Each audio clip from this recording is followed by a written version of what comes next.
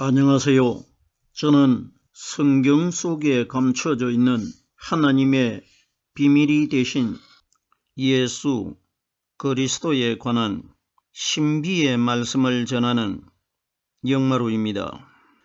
오늘은 지난 시간에 이어서 두 번째 시간으로 신약 성경 히브리서 10장 1절 한 구절 말씀 속에 기록되어 있는 같은 제사로는 온전케 할 수 없느니라 라는 제목의 말씀을 통하여 성령 하나님께서 우리에게 가르쳐 주시는 말씀의 깨달음의 은혜를 받고자 합니다.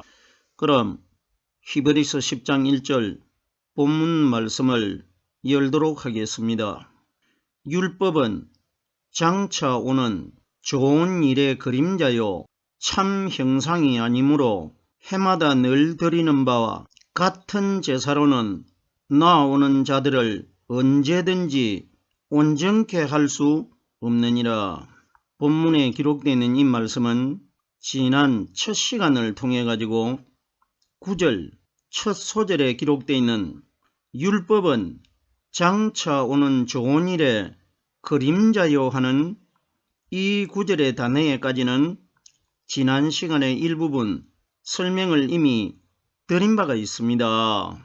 오늘은 참 형상이 아니므로 하는 이 단어에서부터 말씀을 깨달으려고 하는데, 지난 시간에 그림자라는 단어를 설명하는 중에 시간 관계로 오늘 이 시간에 이어서 그림자에 관하여 좀 더 설명을 한 다음에 나머지 남아있는 단어들의 말씀에 연결을 시켜서 전하도록 하겠습니다. 그러면은 오늘 말씀을 깨닫기 전에 지난 시간에 깨달았던 9절의 단어의 말씀들을 줄거리를 간략하게 요약 정리를 한 다음에 오늘 나머지 남아있는 말씀을 전하도록 하겠습니다.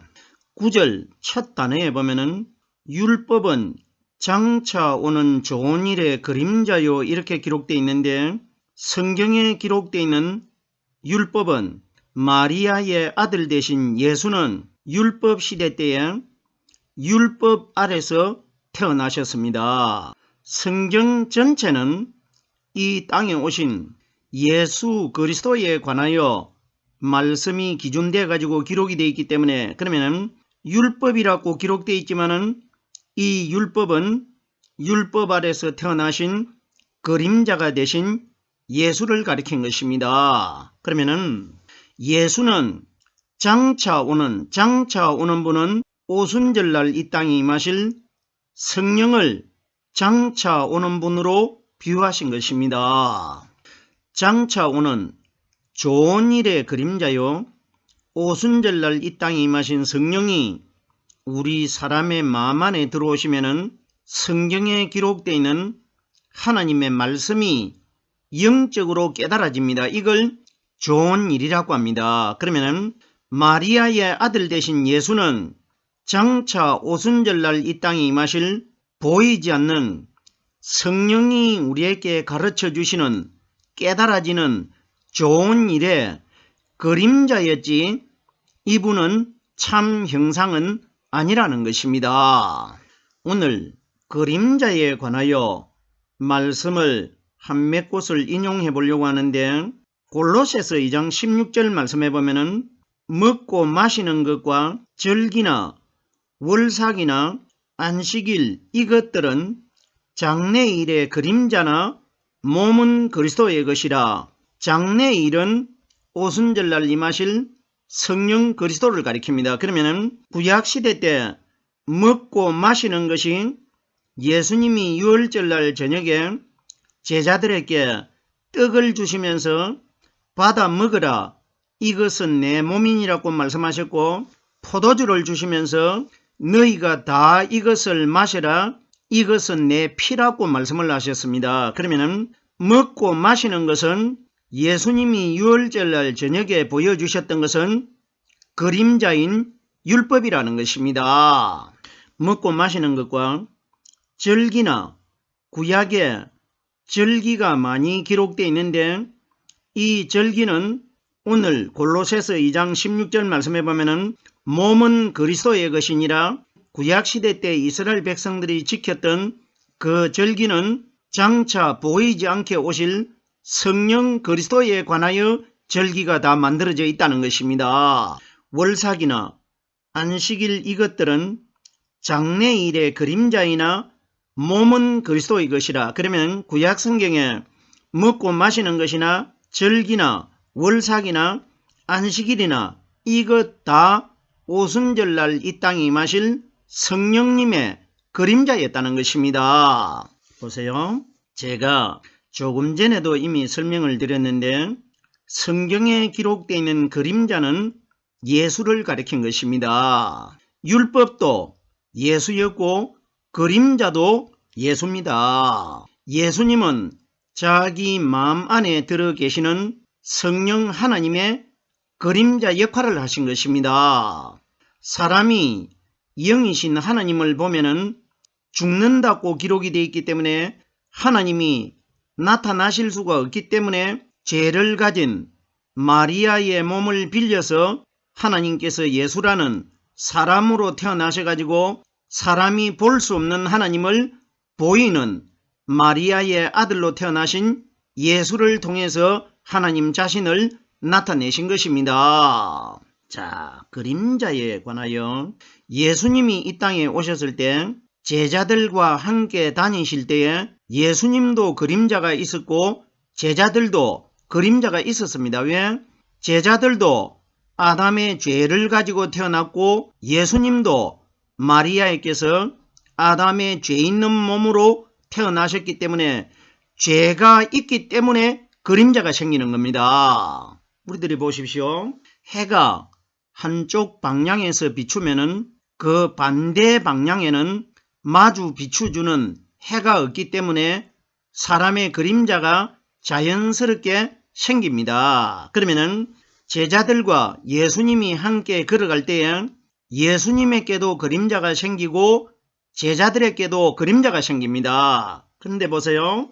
예수님은 그림자가 생기는데 예수님 마음 안에 들어 계셨다가 갈릴리에서 온 여자들이 3일날 새벽에 무덤 입구에서 형상이 번개 같은 분을 목격을 했는데 형상이 번개 같다는 것은 온몸에 빛이 나고 광채를 발하기 때문에 번개처럼 빛난다고 기록되어 있지 않습니까? 그러면 예수님 몸에서 비치는 그 빛은 사방으로 비추기 때문에 그림자가 생기질 않습니다. 무슨 소린지 깨달아 주셔야 됩니다. 그러면은 성령 기름 부음을 받고 무덤 속에서 영적인 신령한 하나님의 몸으로 거듭나신 그리스도께서는 그림자가 없고 그림자가 되는 예수님에게는 그림자가 있습니다. 그럼 우리들이 여기서 잘 생각을 해봅시다. 그림자는 자기 혼자서는 물체가 없기 때문에 그림자를 낼 수가 없습니다.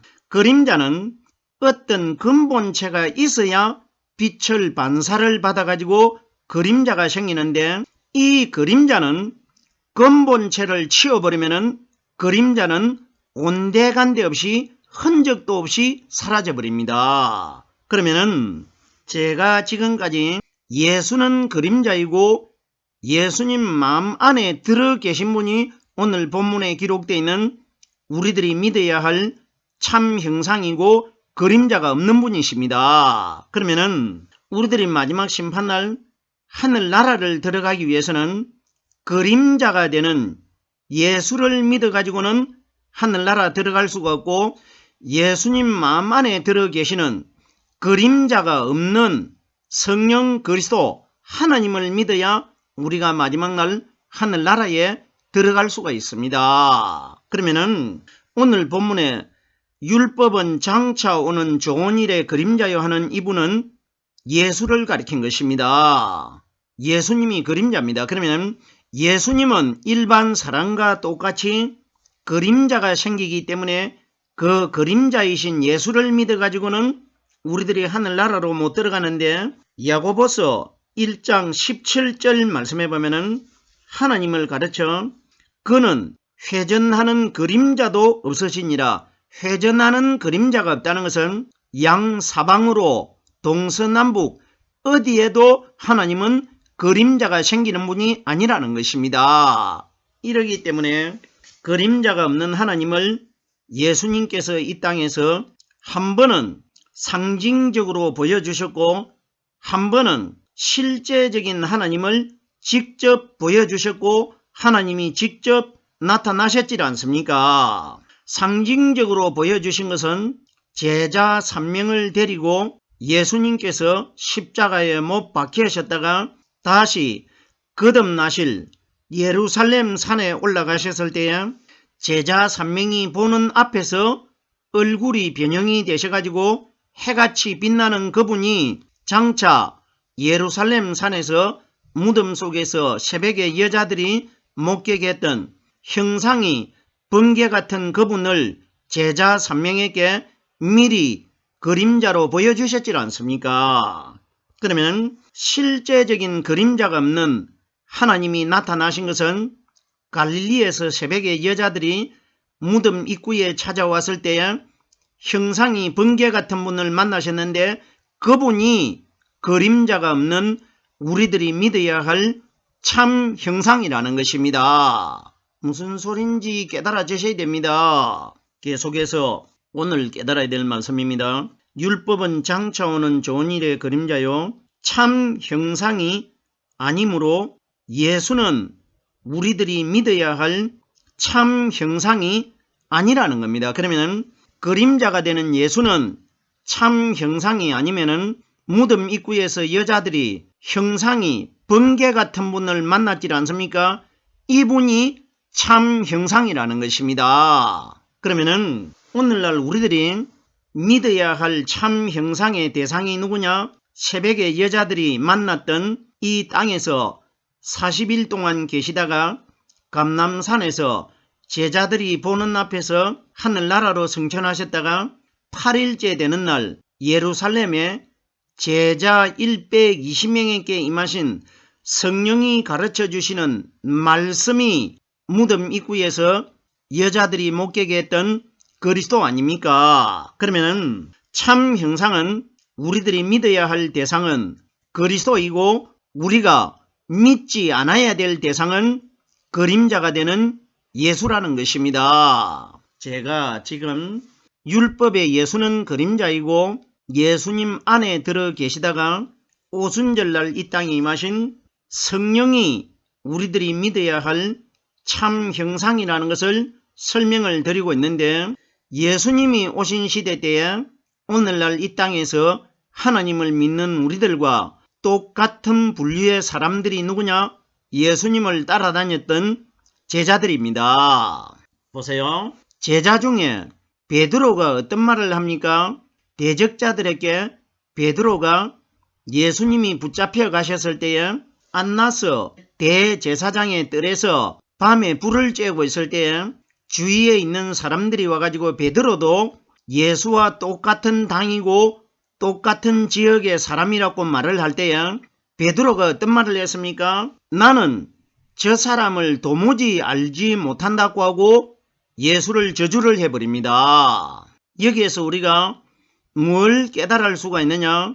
오늘날 이 땅에서 베드로처럼 하나님을 믿는 제자가 되는 우리들은 안나스 대제사장에게 신문을 받고 있고 본디오 빌라도에게 채찍을 맞고 피를 흘리는 예수는 우리들이 알아야 될 대상이 아니고 믿어야 될 참 형상이 아니라는 겁니다. 보세요. 사복음서에 보면은 어느 한 성경에 보면은 베드로가 예수를 저주하여 말하더라 이렇게 기록되어 있습니다. 저주라는 것이 뭡니까? 갈라디아서 3장 13절 말씀에 보면은 나무에 달린 자마다 저주 아래 있는 자니 베드로가 저주했던 그 예수가 십자가 나무에 달려가지고 저주를 받게 되었다는 것입니다. 무슨 소린지 깨달아 주셔야 됩니다. 그러면 그림자가 되고 저주를 받았던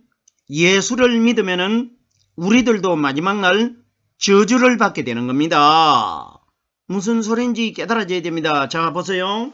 베드로가 예수는 모른다고 저주를 하고 부인을 했는데 베드로가 마태복음 16장 16절에 보면 어떤 말을 했습니까? 주는 그리스도시요 살아계신 하나님의 아들입니다. 이건 무슨 이야기입니까? 우리들이 알아야 될 분은 저주를 받으실 예수를 아는 것이 아니라 예수님 마음 안에 들어 계셨다가 오순절날 이 땅에 임하신 성령 그리스도께서 우리에게 가르쳐 주시고 깨닫게 해주시는 이 말씀을 가져야 마지막 날 저주받지 않는 하늘나라로 들어갈 수 있다는 것입니다. 이걸 우리에게 말씀해 주신 것입니다. 보세요. 베드로가 예수는 자기가 모른다고 그렇게 딱 잡아 떼버리고 부인을 했는데 마태복음 16장 16절에는 그리스도는 안다고 예수님 앞에 고백을 했지 않습니까? 이때 보세요. 하나님이신 예수님에게 얼마나 시몬 베드로가 칭찬을 받았습니까? 이건 뭘 가리키느냐?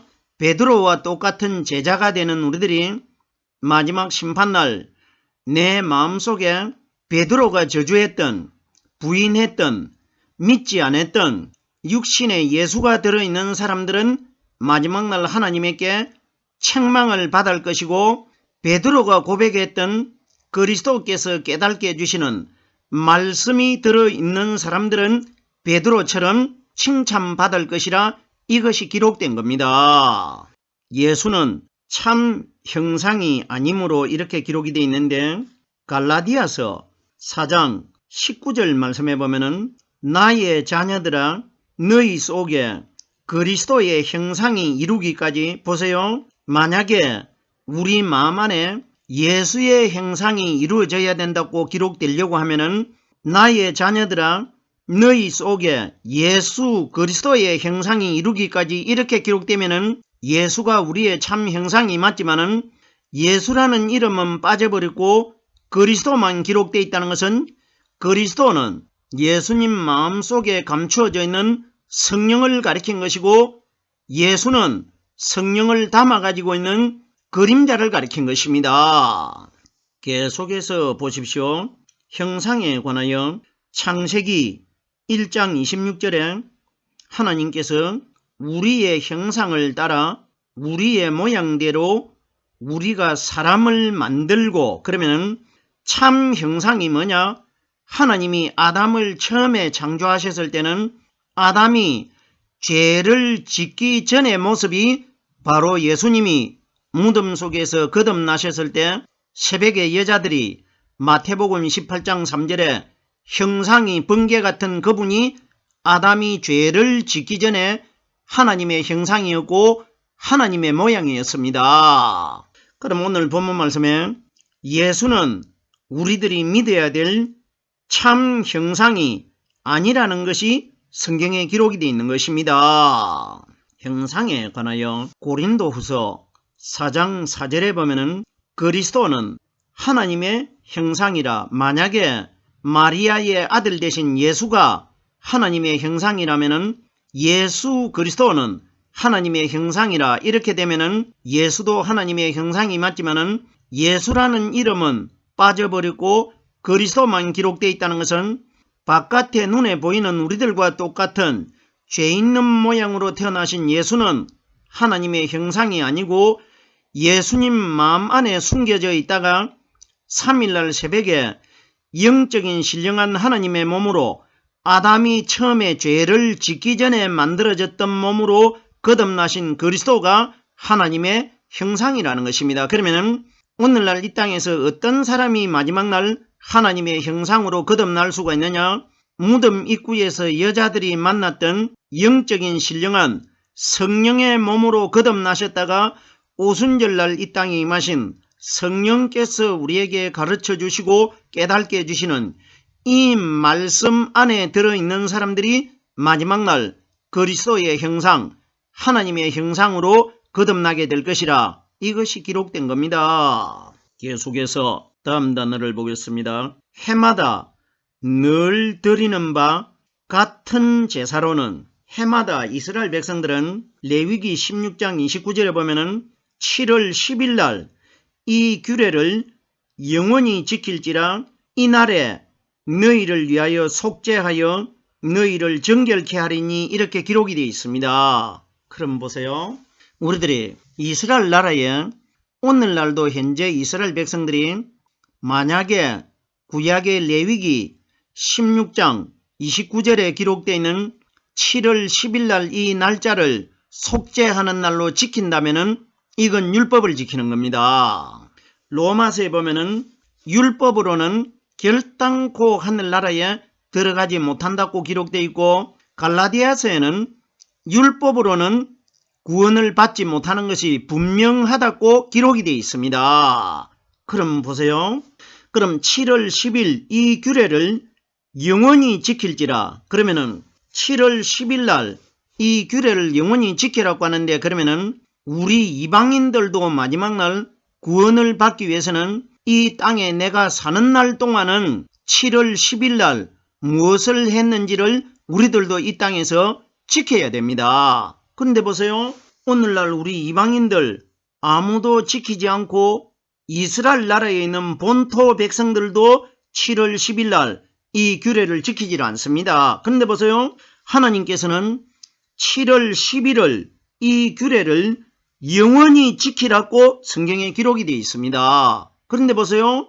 이스라엘 백성들도 지키지 않고 우리 이방인들도 지키지 않습니다. 그러면 이 지키지 않게 우리 사람의 마음을 주관하시는 분이 누굽니까? 하나님이십니다. 우리 마음속에 하나님의 생각과 하나님의 정신이 마음 안에 들어있지 않습니까? 왜? 생기가 하나님의 마음이기 때문에. 그러면은 사람을 창조하신 하나님이 우리 사람들이 7월 10일 날 이 날짜를 지키지 않게 하나님이 우리의 생각을 창조했기 때문에 하나님은 지키라고 하셨는데 사람들은 지키지 않아도 아무 문제가 없습니다. 그러면은 7월 10일이라는 이 날짜를 지키지 않아도 우리 사람들에게 아무 문제가 없다는 것은 우리들이 알고 있는 7월 10일 날 어떤 하나님에게 규례를 지켜라. 이것이 우리들이 알고 있는 것과 하나님이 영원히 지켜라 하는 것과는 다르다는 것입니다.